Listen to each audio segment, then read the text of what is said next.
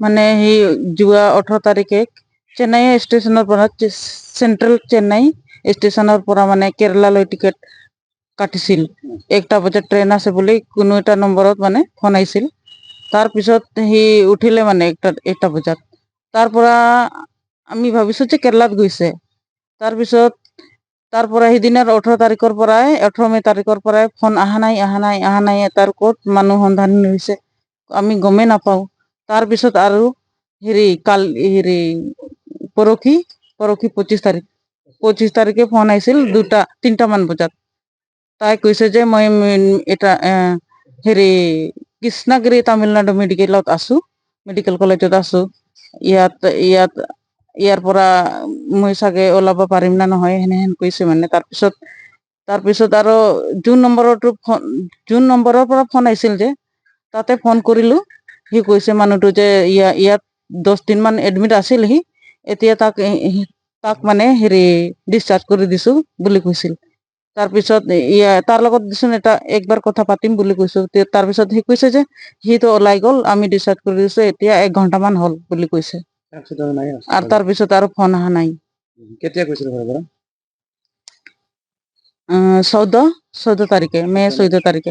ক'ত যাম বুলি কৈছে? চেন্নাইত যাম বুলি কৈছিল। কাম কৰিম। ঘৰত কোন কোন আছে? মোৰ 2টা ল'ৰা ছোৱালী আছে, 2টা পঢ়ি আছে। ইনকাম তেওঁ কৰিছিল? ইনকাম তেওঁ কৰিছিল। অনুৰোধ কৰিছো যে যাতে মোৰ হাজবেণ্ডক প্ৰশাসনক সহায় দি ওলাই যেন মোক হেল্প কৰে যেন, নহলে আৰু তো উপায় নাই। জন্ম ট্ৰেইনেৰে গৈছিল? ট্ৰেইনতে গৈছিল। একদম য'ত লগি যাব গৈছিল নাপালে? গৈছিল তাৰেলৈকে গৈছিল। তাৰপিছত মানে সি কেৰেলালৈ যাম বুলি কৈছে মানে ইয়াত ভাল লগা নাই, মই কেৰেলাত যাম বুলি কৈছিল। তাৰপিছত কেৰেলাৰ টিকেট কাটছিল মানে 1টা বজাত চেন্নাইৰ পৰা কেৰেলা।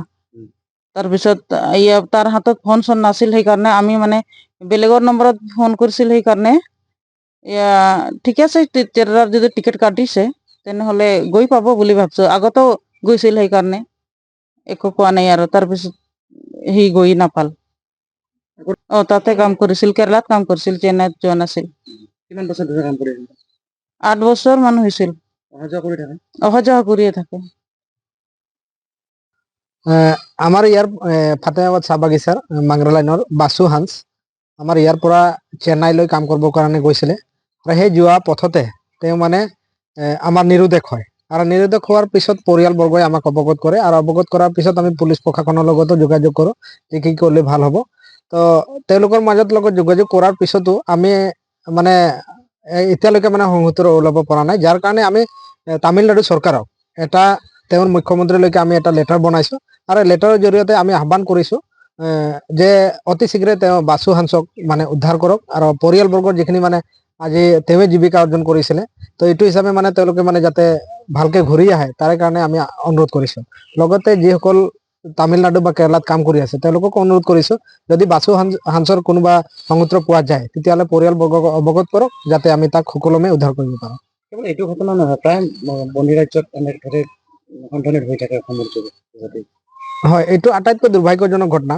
কাৰণ আমি ক'ব লাগিব যে কামৰ সন্ধানত আমাৰ ইয়াৰ পৰা ঢাপলি মাৰে বাহিৰৰ ৰাজ্যৰ কাৰণে। আৰু যেতিয়া নেকি তেওঁলোকে ভাষাৰ প্ৰব্লেম হয়, বিভিন্ন সমস্যাৰ প্ৰব্লেম হয়, টকা পইচাৰ প্ৰব্লেম হয়, আৰু যাৰ কাৰণে তেওঁলোকে আধা বাটতে মানে কিছুমান জীৱন হেৰুৱাব লগা হয়, কিছুমান মানে নিৰুদ্দেশ হয়। আৰু সেইটো আটাইতকৈ দুৰ্ভাগ্যজনক। গতিকে আমি চৰকাৰক আহ্বান কৰিছো, যিসকল বাহিৰত যায় তেওঁলোকৰ তথ্য সহকাৰে তেওঁলোকক মানে ভালকে সুকলমে তাতে কাম কৰাৰ কাৰণে এটা সুযোগ প্ৰদান কৰক। অন্যথা অসমতে এনেকুৱা এটা ব্যৱস্থা কৰক, য'ত নেকি যিসকল শ্ৰমিক বাহিৰলৈ যায় তেওঁলোকে আহি যাতে ইয়াতে সংস্থাপন পায়, তেওঁলোকে কাম কৰি জীয়াই থাকিব পাৰে। তো আমি এইটোৱে আহ্বান কৰিছো যাতে এইটো পুনৰ এনেকুৱা ঘটনা নহওক, আৰু তেওঁ যাতে সুকলমে থাকে তাৰে আহ্বান কৰিছো। যিকোনো খবৰৰ বাবে যোগাযোগ কৰক আমাৰ এই নম্বৰত 9181 307 221।